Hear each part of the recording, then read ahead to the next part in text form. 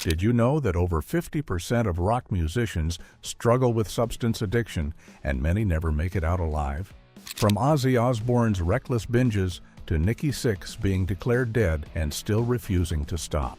Here are the 25 worst sniff addicts in heavy metal history. Ozzy Osbourne lived in a world of alcohol and chaos. Ozzy Osbourne saw every day blur into whiskey, beer, and out-of-control behavior. During his time in Black Sabbath, he forgot lyrics, missed cues, and was often too drunk to stand. Sometimes he stumbled onto the wrong stage, too intoxicated to realize he was in the wrong city. Even Black Sabbath, known for wild living, had limits. In 1979, his own bandmates kicked him out, tired of his reckless ways. Instead of getting better, he got worse. Ozzy locked himself in hotel rooms surrounded by empty bottles. His solo career only fueled his madness. The moment he bit a bat's head off wasn't planned. It happened in a drunken haze.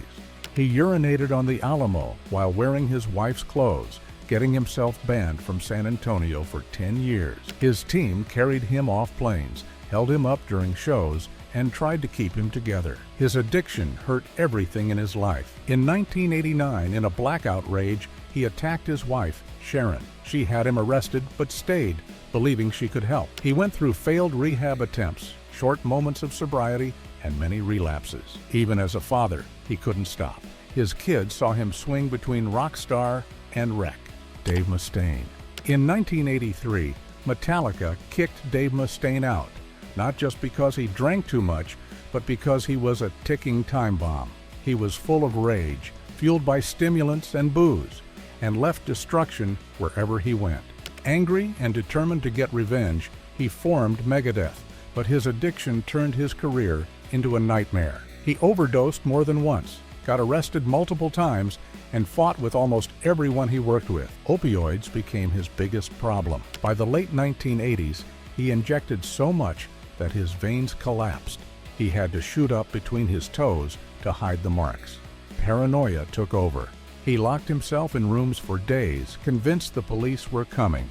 Rehab became a revolving door with over 15 failed attempts. In 2002, his addiction nearly ended everything. He passed out while high, cutting off circulation to his arm. Doctors told him he might never play guitar again. Somehow, he fought back. Through sheer willpower, Mustaine got clean and rebuilt Megadeth. He stayed fiery, opinionated, and unpredictable, but he also proved that even the worst addictions could be beaten. Many of his peers didn't survive, but Mustaine did. His story is one of destruction, but also of survival. Nikki Sixx.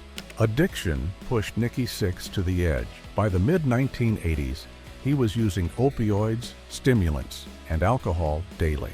His life became a cycle of overdoses, hospital visits, and immediate relapses.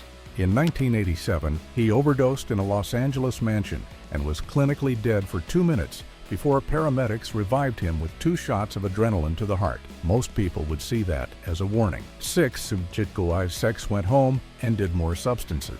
His addiction led to terrifying experiences. He saw shadowy figures that weren't real, slept in closets to hide from imaginary threats, and ran through his house with a loaded gun, thinking someone was after him. His bandmates in Motley Crue watched him fall apart. Even substance dealers refused to sell to him, afraid he would die.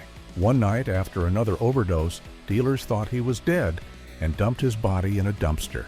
He woke up barely alive. Even then, he didn't stop. But addiction catches up eventually. Sixx realized he had one last chance. He checked into rehab, fought through withdrawal, and began to rebuild his life. His survival was incredible. The man, once declared dead on a hospital gurney, wrote a memoir about his struggles and formed a new band, 6 a.m., focusing on survival and redemption. Phil Anselmo, the powerhouse voice of one of heavy metal's greatest bands, belonged to Phil Anselmo. His energy was unmatched, but behind the powerful performances, something dark was growing. Years of touring and headbanging left him in constant pain. Painkillers helped at first, but soon they weren't enough. Desperation led him to opioids, and after that, there was no turning back. Addiction changed him fast. Fans who once saw a commanding performer now watched a man with slurred speech, shaky movements, and haunted eyes. His bandmates tried to reach him, but the substances had taken over. In 1996, after a Texas concert, Phil's heart stopped. For 4 minutes, he was clinically dead. Paramedics brought him back, but instead of changing, he left the hospital and went right back to substances. Pantera started falling apart. His erratic behavior pushed him away from his bandmates, the Abbott brothers. Arguments grew into major rifts, and by the early 2000s, Pantera was done. The band never repaired their friendship, and when Dimebag Darrell was tragically lost in a tragic attack, Phil carried the weight of their unresolved conflict. He later found sobriety, but the damage was already done. Jeff Hanneman. Heavy metal was shaped by Jeff Hanneman's guitar playing. As a member of Slayer, he wrote some of the hardest, most aggressive riffs in history. His music was fierce, but his real battle was against alcohol. For years, drinking controlled his life, growing worse over time. At first, the damage was hidden. Even as his body started to fail, he told people he was fine. Then, in 2011, disaster struck. A spider bite led to a serious infection called necrotizing fasciitis, which eats away at flesh. He barely survived, but the experience left him broken. Unable to play, he drank more, trying to numb the pain. Slayer moved on without him, and Jeff faded from the spotlight. Fans wondered why he wasn't touring or recording, but the truth was worse than anyone knew. Years of drinking had destroyed his liver. In 2013, his body finally gave up. He was just 49 years old. Unlike other rock stars who burned out in a flash of chaos, Jeff's decline was slow and painful. The metal world mourned, but the biggest loss was the time stolen by addiction before his death. Bill Ward. Black Sabbath was powered by Bill Ward's drumming. His beats helped define heavy metal, but while his music shook the world, his mind was slipping away. Alcohol and substances consumed him, leaving years of his life lost in a haze. He recorded legendary albums, but when he listened to them later, it was as if a stranger had played the drums. He had no memory of being there. Addiction had stolen his past. By the late 1970s, Bill's drinking and substance use were out of control. He was consuming massive amounts of alcohol, quaaludes, and stimulants. Blackouts became normal. He missed rehearsals, showed up too drunk to play, and sometimes disappeared for days. Even Ozzy Osbourne, known for his wild lifestyle, was shocked by Bill's decline. Then, his body gave out. Years of substance dependency led to a heart attack that nearly ended his life. He left Black Sabbath more than once, unable to keep up. When the band reunited for a farewell tour, he wasn't part of it. His absence was met with quiet regret. Later, he admitted that addiction had cost him everything: friendships, career opportunities, and parts of himself he could never get back. Paul Di'Anno. The first singer of Iron Maiden was Paul Di'Anno. His voice and punk energy helped shape the band's early sound. But behind the scenes, he was losing control. In the late 70s and early 80s, Iron Maiden was rising fast, but Di'Anno's problems were growing too. He drank too much, used substances, and sometimes didn't show up. At first, the band gave him chances, hoping he would change, but he only got worse. By 1981, they had to let him go. Iron Maiden kept climbing, but Di'Anno was left behind. After leaving Maiden, he tried to keep making music. He formed Battlezone, hoping to recapture his early success, but the band struggled to stay together. But nothing lasted.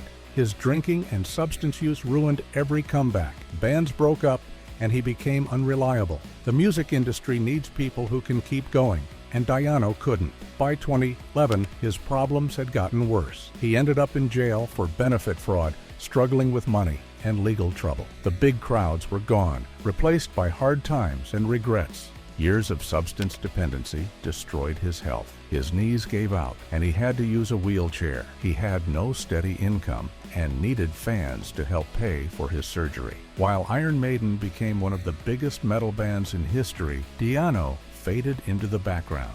Rob Halford. Judas Priest's singer, Rob Halford, became a metal legend. But even legends have struggles. He carried the pressure of fame while keeping his personal battles hidden. He turned to alcohol and prescription substances to cope.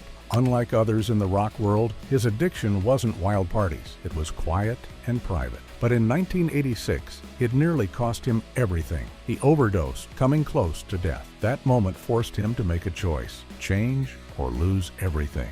He chose to fight. Halford went to rehab and never looked back. While many rock stars were lost to addiction, he proved that survival was possible. When he rejoined Judas Priest in the 2000s, he was stronger than ever. He performed with the same power, but now he did it without substances or alcohol. His comeback wasn't just about music, it was about taking control of his life. What made Halford different wasn't just his voice, it was his honesty. He didn't pretend to be indestructible. He spoke openly about addiction, depression, and even self-destructive thoughts. His survival wasn't just personal, it gave hope to others. Many rock stars fell, but Halford showed that there was another way. Music didn't just take him to the edge, it saved him. Rock and roll was everything to Pete Way, but his wild ways led to his downfall. As the bassist for UFO, his powerful sound helped shape rock music. But behind the scenes, his life spun out of control. He used opioids, stimulants, and alcohol without limits. His crazy reputation became as famous as his music. Even Ozzy Osbourne, known for partying hard, thought Way was too much to handle. That said everything. Fast Eddie Clarke. Motorhead's most legendary years were shaped by Fast Eddie Clarke. His guitar riffs powered the songs that defined heavy metal. But behind the music, his life was falling apart. He wasn't just a rock star, he was a man drowning in addiction. He used opioids and stimulants to keep going, but the same habits that fueled his music also destroyed him. Lemmy Kilmister, Motorhead's frontman, somehow survived the madness, but Clarke wasn't as lucky. The deeper he sank, the harder it became to keep up. Eventually, even his own band started to see him as a problem.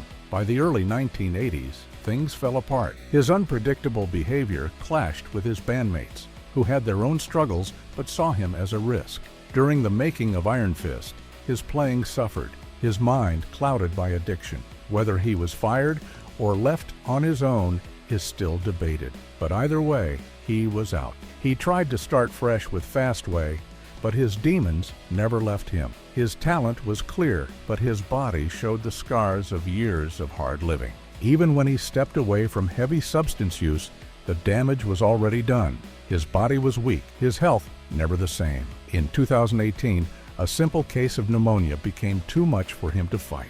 After years of wear and tear, his immune system gave out. The man who once stood at the top of heavy metal was gone, leaving behind great music and another cautionary tale about the dangers of excess. Wayne Static. Metal was changed by Wayne Static, not just played by him.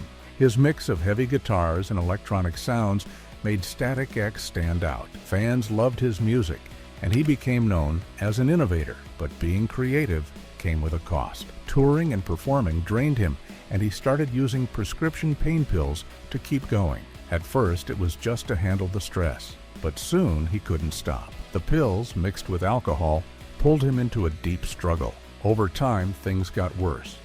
His voice grew weaker, and his performances lost energy. Fans noticed. His personal life also fell apart. His marriage to Tara Ray was filled with the same destructive habits. Friends worried, but Wayne told them he had control. He believed he was different because his substances came from a doctor, not the streets. But addiction doesn't care where the substances come from. By the early 2010s, Static X was over, and his solo career never took off. Then, in November 2014, it all ended. A deadly mix of painkillers, alcohol, and other prescription substances stopped his body. He died at 48. Fans mourned, and the metal world lost another legend. But his death wasn't just another sad rock story. It was proof that addiction doesn't always come from illegal substances. Sometimes it hides in plain sight, disguised as medicine. Blake Judd. Black metal once had a rising star in Blake Judd. His band, Nocmistium, mixed raw power with eerie sounds, pushing the genre forward. But as his talent grew, so did his addiction. Opioids became his shadow, changing him into someone people didn't recognize. Unlike many who hide their struggles, Judd's downfall played out in public. He went from a respected musician to a warning story. At first, he was just another rock star with a problem, but then things got worse. He became desperate. Fans who once loved his music became his victims. He took money for records and merchandise he never sent, using the cash for substances. Supporters who trusted him felt betrayed. His reputation collapsed. His band broke up. The same people who once admired him now saw him as nothing more than a scammer.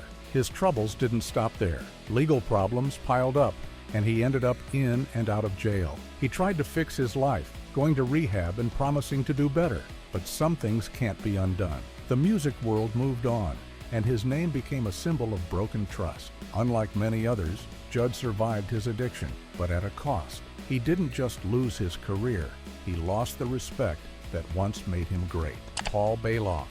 Pure chaos defined Paul Bailoff. As the first singer of Exodus, his wild voice and energy made him a legend in Bay Area thrash metal. His work on Bonded by Blood in the mid-'80s helped define the sound, fast, raw, and full of rage. But while he ruled the stage, his life off stage was even crazier. Bailoff lived recklessly. He drank too much, partied too hard, and left destruction everywhere he went. His performances were unforgettable, but his personal life was a mess. He missed rehearsals, showed up to concerts barely able to stand, and pushed away friends with his explosive temper. By the late 80s, things fell apart. Exodus had no choice but to fire him. Without the band, he lost control even more. He tried to keep making music, but addiction got in the way. He had short reunions with Exodus and other projects, but nothing lasted. His name was still famous, but for all the wrong reasons. Nick Menza. Megadeth's best albums had Nick Menza's drumming as their heartbeat. His skills on Rust in Peace and Countdown to Extinction made him one of the top drummers in heavy metal. But behind the music, his life was falling apart. Unlike the wild rock stars of the 80s, Menza's struggle was quieter. He turned to opioids to deal with the pressure of constant touring. At first, it helped him relax, but over time, it drained his energy, his focus, and his place in the band. By the late 90s, it was too much. When he needed surgery, Megadeth replaced him instead of waiting for his recovery. Menza never truly bounced back.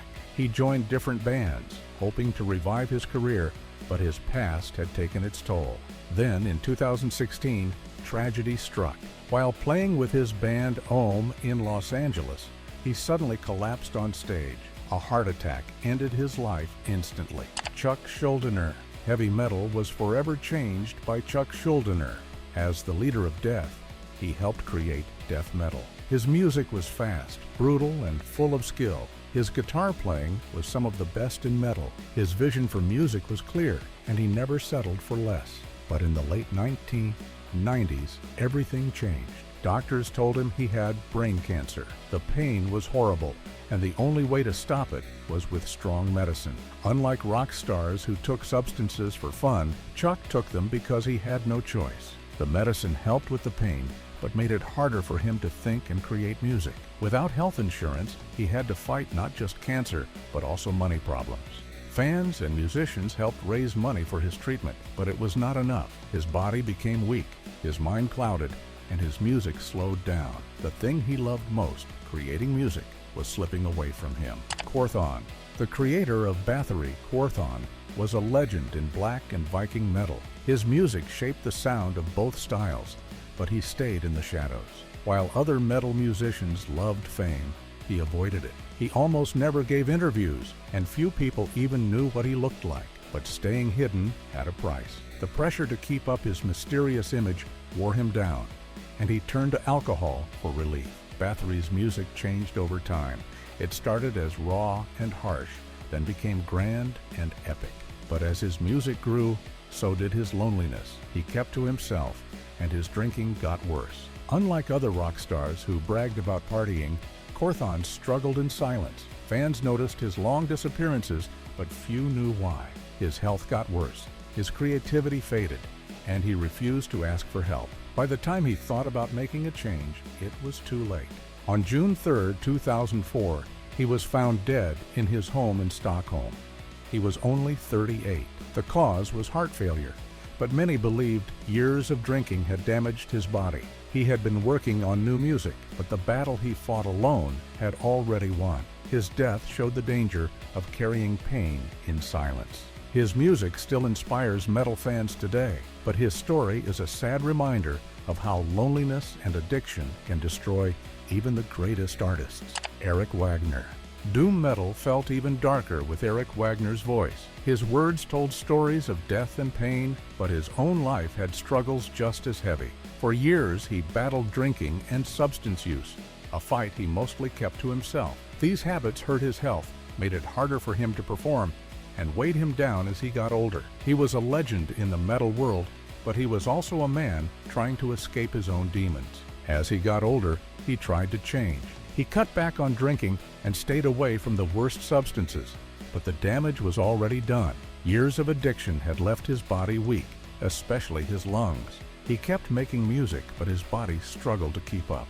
Doom metal often sings about fate and death, and for Wagner, those themes became his reality. In August 2021, he caught COVID-19. His weak lungs couldn't handle it. At 62, his body gave out. The virus wasn't the only thing to blame. His past had left him too vulnerable to fight it.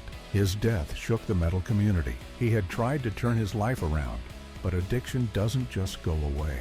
Even when the substances are gone, their effects linger, waiting to take their toll. G.G. Allin. Addiction wasn't just a struggle for G.G. Allin. He ran straight into it. Opioids, stimulants, alcohol.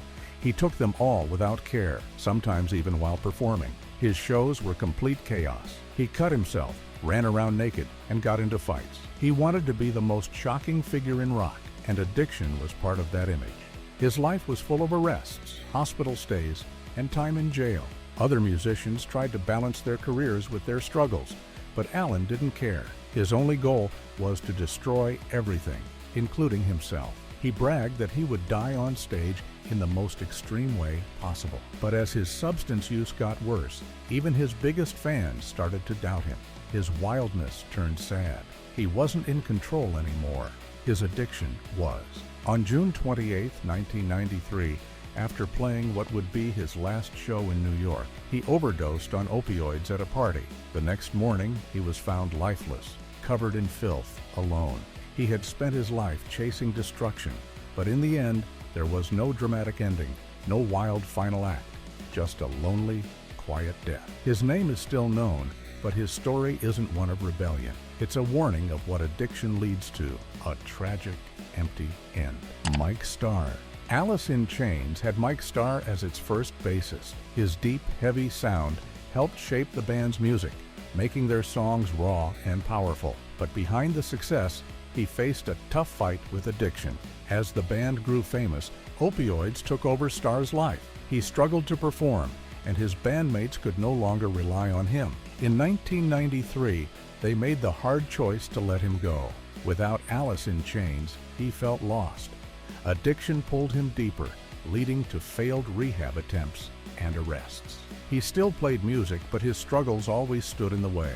In 2009, he appeared on Celebrity Rehab, trying to turn his life around. There, he shared a painful truth. He was the last person to see Lane Staley alive. The guilt haunted him, adding to his suffering. Despite moments of hope, addiction never let go. On March 8, 2011, he died from a prescription substance overdose in Salt Lake City. His death was another heartbreaking loss for Alice in Chains and their fans. Randy Castillo. A powerhouse drummer, Randy Castillo shook arenas with his thunderous beats, driving the music of Ozzy Osbourne and later Motley Crue.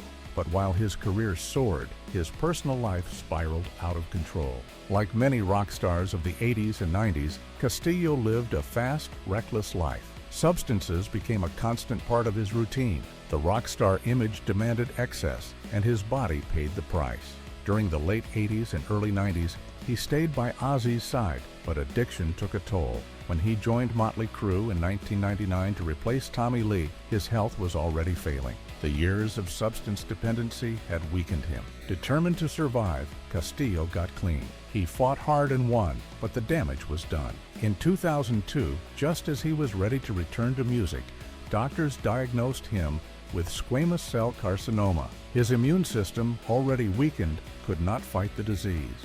On March 26, 2002, he died at 51 years old.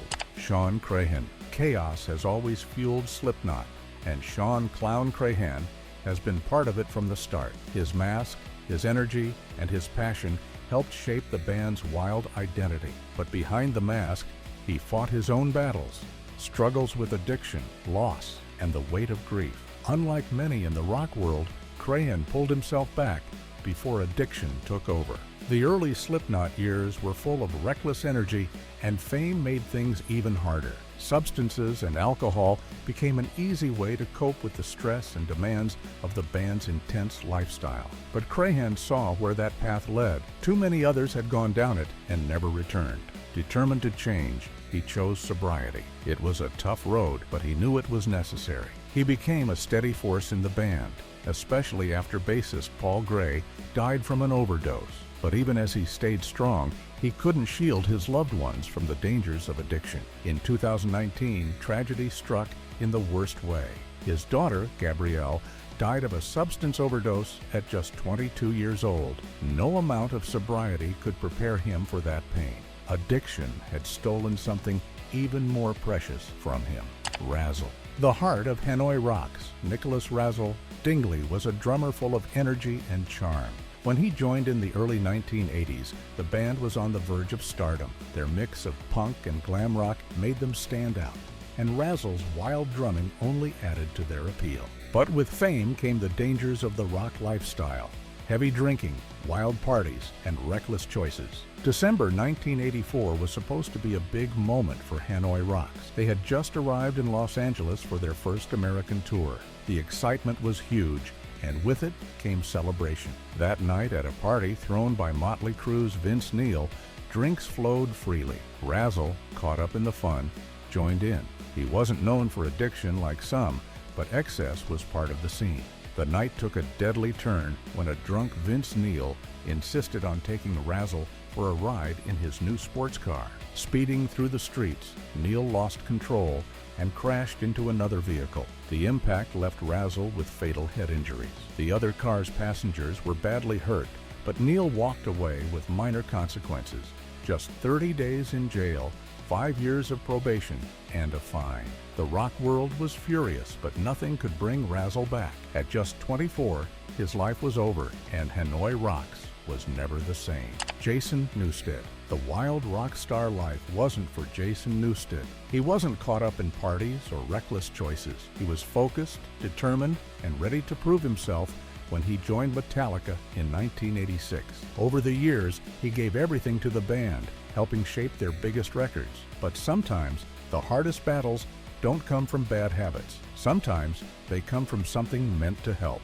Newsted pushed his body to the limit night after night. The stage was his battlefield, and he played with full force every time. But years of headbanging and aggressive playing took a toll. His shoulder suffered serious damage, making it painful to perform. The solution seemed simple: painkillers. At first, they helped him keep going, but soon his body got used to them. He needed more to feel okay: higher doses, stronger medicine. When he didn't take them, the pain was unbearable. As the pills took over, everything changed. The music that once drove him became a struggle. His energy and power on stage started to fade.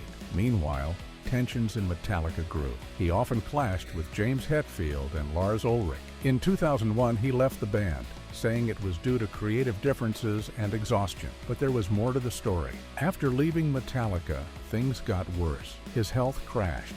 His body, after years of punishment, was falling apart. He saw how close he was to losing everything and made the choice to fight back. It wasn't easy, but he broke free from addiction. Still, the damage was done. His body never fully healed. His hands, once capable of delivering powerful bass lines, couldn't keep up anymore. Jonathan Davis. Korn's rise to fame came with a heavy price for its frontman, Jonathan Davis. His struggles weren't about excess, but survival. As a kid, he faced relentless bullying, a broken home, and severe anxiety. To escape the pain, he turned to methamphetamine. What started as relief quickly became a prison. By the mid-90s, as Korn's success grew, so did Davis's addiction. Meth took over his life, twisting reality into paranoia. He went days without sleep, swinging between bursts of wild energy and deep despair. On stage, he poured his pain into his music.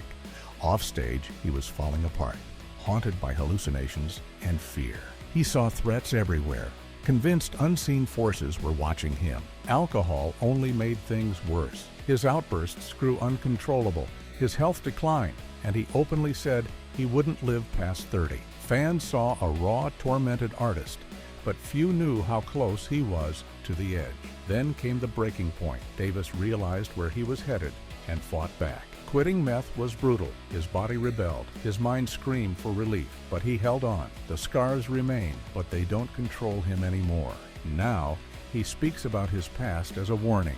Daniel Lilker. Heavy metal felt the impact of Daniel Lilker, not just through music, but through the chaos he embraced. A pioneer of thrash and grindcore, his aggressive sound matched his wild lifestyle. But unlike many in the scene, his struggle wasn't with opioids or stimulants. His world revolved around hallucinogens, alcohol, and cannabis, substances that fueled both his creativity and his downfall. Lilker didn't just play extreme music, he lived it. Psychedelics expanded his musical vision, pushing his compositions to new levels, but they also made his life unpredictable. His time with Anthrax ended as the band moved toward a polished sound. His substance-fueled chaos no longer fit. Unfazed, he formed Nuclear Assault, a band that embraced raw aggression. Here, his substance use increased, feeding the fire of their performances. Fans saw a fearless musician, but behind the scenes, cracks were forming. Missed chances, internal conflicts, and erratic behavior hurt his career. The lifestyle that fueled his art was also holding him back. Later, with Brutal Truth, he leaned further into extremes, both musically and personally. While he never hit rock bottom like others, years of excess left their mark. He remained an underground icon, but his legacy is one of both triumph and missed potential.